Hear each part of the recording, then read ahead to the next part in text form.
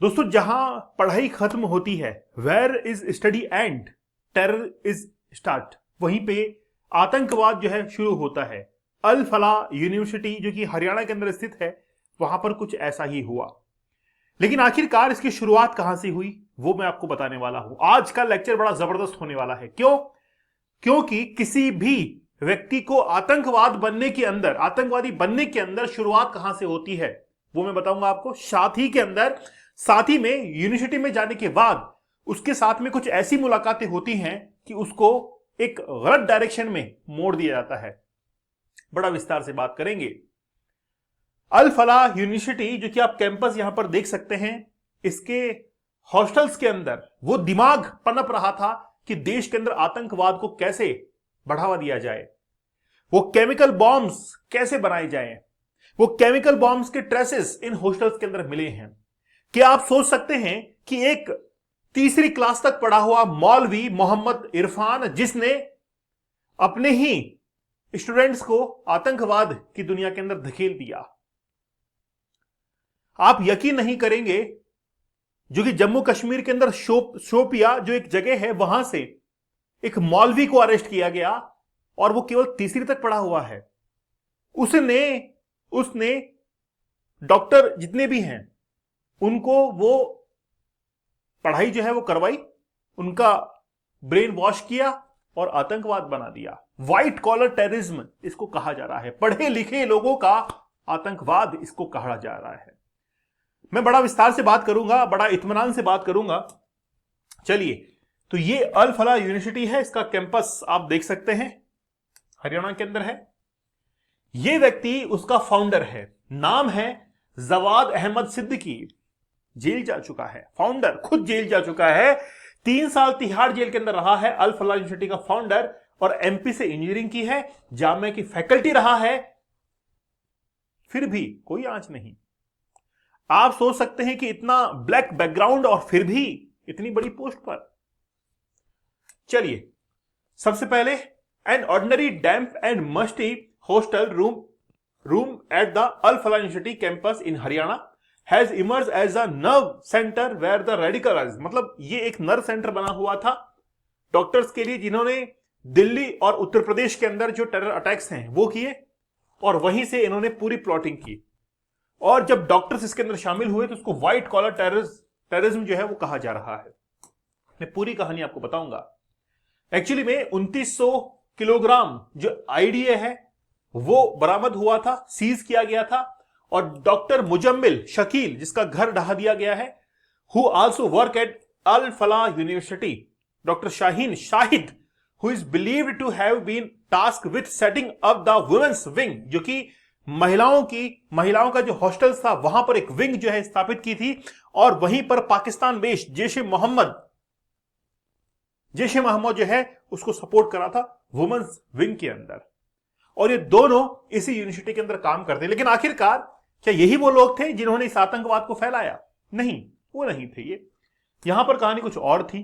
Investigation किया गया और हॉस्टल्स के रूम से वो केमिकल ट्रेसेस जो है वो मिले हैं, जहां से इन बॉम्ब्स को बनाने की शुरुआत की गई होगी। ठीक है, इन्वेस्टिगेशन के अंदर ये सब कुछ जो है वो हासिल हुआ है। आपको पता होगा कि हाल ही के अंदर वो जो डॉक्टर उमर था जो कि ब्लास्ट के अंदर मारा गया है, उसके जो डीएनए ट्रेसेस थे वो उसकी मां के साथ में मैच किए गए हैं, और वो बिल्कुल मैच कर गए हैं कि हाँ ये वही व्यक्ति है। चलिए, बड़ा विस्तार से बात करता हूं। अब मैं शुरुआत से आपको बताता हूं कि कहां कहां क्या क्या हुआ है। ये जो महिला आप देख रहे हैं, डॉक्टर शाहीन इसका नाम है।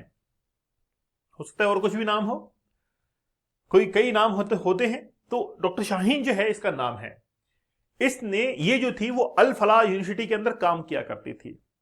अब इसको जरूरत थी ऐसे लोगों की जो कि ऐसे ब्लास्ट के अंदर उसका साथ दे सकते हैं, जो कि जैश ए मोहम्मद का सपोर्ट कर सकते हैं। फिर क्या था, जम्मू एंड कश्मीर के अंदर शोपिया में एक व्यक्ति था मोहम्मद इरफान, जो कि पेशे से वहां पर एक टीचर, जिसको हम लोग कहते हैं, वो बना हुआ था। और वो तीसरी क्लास तक पढ़ा हुआ टीचर, जिसने उन बच्चों को पढ़ाया मदरसे के अंदर, और फिर क्या किया, वहां से आतंकवाद जो है पनपना शुरू हुआ। अब डॉक्टर शाहीन जो है वो इंतजार कर रही थी कि कुछ लोग उसको ऐसे मिले जिससे कि वो जैश ए मोहम्मद को वहां पर मदद पहुंचा सके। और उसको उन्होंने क्या किया कि 3 जो लोग थे, डॉक्टर्स थे, उनको दाखिला दिलवाया अल फलाह यूनिवर्सिटी के अंदर। और फिर वहां पर आते ही धीरे धीरे इनका गेम जो है हॉस्टल्स के अंदर होना शुरू होता है। किस तरीके से ब्लास्ट किया जाना है, केमिकल्स कहां से आएगा, ये सारा प्लॉटिंग जो है वो की गई। आप ये मान के चलिए कि व्हाइट कॉलर टेररिज्म जो है जिस तरीके से पैर पसार रहा है, उस तरीके से इनके दिमाग को, जो इस टेररिज्म के अंदर आना चाहते हैं, उनके दिमाग को पूरी तरीके से ये ब्रेन वॉश करते हैं। जैसे कि मैंने आप लोगों को बताया कि केमिकल्स विथ अमोनियम नाइट्रेट, इसके ट्रेसेस जो है वो कहां पर मिले हैं, हॉस्टल्स के अंदर मिले हैं। तो आप पढ़ सकते हैं कि chemical residues were also found in room number 13। It is suspected that the explosives were being prepared by mixing these chemicals with ammonium nitrate and small quantities of metallic oxides. In fact, जो investigation है उसमें found हुआ है कि ammonium nitrate जो है उसको use किया गया है रेड फोर्ट ब्लास्ट के अंदर।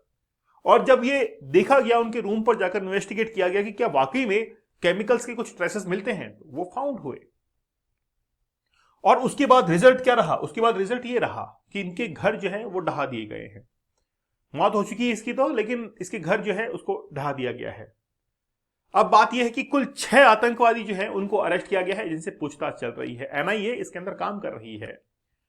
ये जो शकील है, डॉक्टर उमर नबी, इसका नाम है डॉक्टर उमर नबी, और उमर नबी के जो माता पिता हैं, पेरेंट्स हैं, उनसे पूछताछ की जा रही है। भाई बहन, उनसे पूछताछ की जा रही है कि आखिरकार किस तरीके से ये इस तरफ जो है वो मुड़ गया। हो सकता है कि आगे आने वाले समय में आपको ये न्यूज भी पढ़ने को मिले कि पहलगाम जो अटैक है वहां से भी इनका कोई लिंक हो सकता है। तो ये दिल्ली के अंदर जो ब्लास्ट हुए हैं, इनसे बहुत कुछ जो है वो आज सीख मिली है कि आखिरकार आतंकवाद कहां पनप रहा है, आतंकवाद जो है किस तरीके से भारत के अंदर अपने पैर जो है पसार रहा है। लेकिन बात यह है कि ये लोग अब आगे टारगेट पर किसके थे? 32 गाड़ियां इनके पास में थी और उन 32 गाड़ियों का इस्तेमाल करके 32 ब्लास्ट ये करने में थे। इनसे पूछा गया क्यों, किस बात का बदला? बाबरी मस्जिद क्यों ढहाई गई थी? आप समझ रहे हैं, बाबरी मस्जिद जिसको ढहाया गया था 1992 के अंदर, और उसका बदला लेने के लिए आज ये इस तरीके से कर रहे हैं। किस तरीके से दिमाग को ब्रेन वॉश किया गया कि रॉन्ग डायरेक्शन के अंदर उसको मूव दिया गया होगा।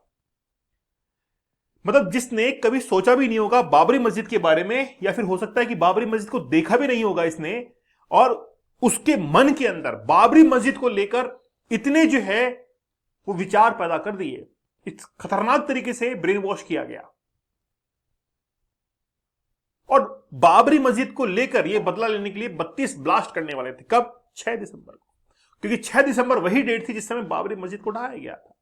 और उसी बात का बदला लेने के लिए सोच रहे थे कि हम लोग और भी ब्लास्ट करेंगे। लेकिन हम भी कमजोर नहीं हैं।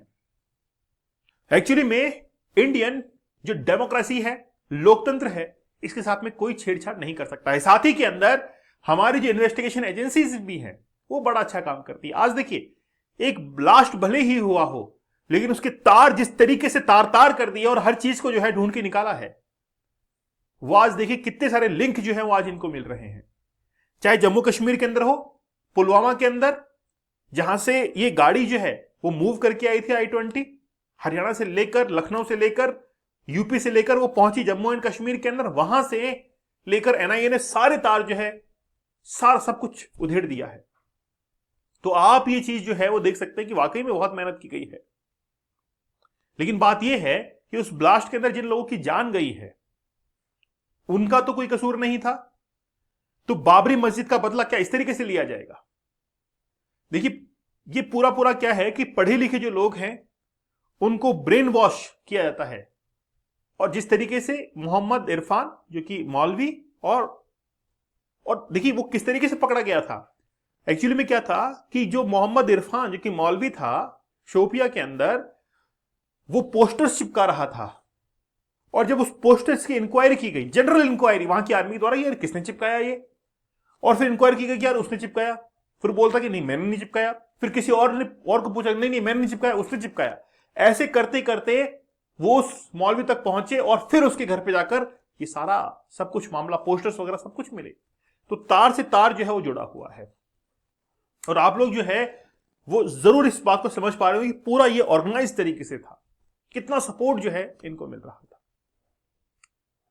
खैर ये पकड़े गए हैं और अब जो है आगे जो ब्लास्ट वगैरह की इनकी जो रणनीतियां थी वो पूरी तरीके से असफल हो चुकी है, अनसक्सेसफुल हो चुकी है। चलिए दोस्तों आप लोग हमारे डीप वर्क के कोर्स में जरूर जुड़िएगा।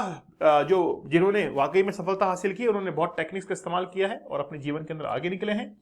75 डेज का हार्ड चैलेंज या फिर 175 डेज का हार्ड चैलेंज आप लोग जरूर ज्वाइन कीजिएगा और दीपक इंद्रा ऑफिशियल मुझे टेलीग्राम चैनल पर जरूर ज्वाइन कर लीजिएगा। तो मिलते हैं आप लोगों से अगले सेशन के अंदर, तब तक धन्यवाद, थैंक यू, जय हिंद।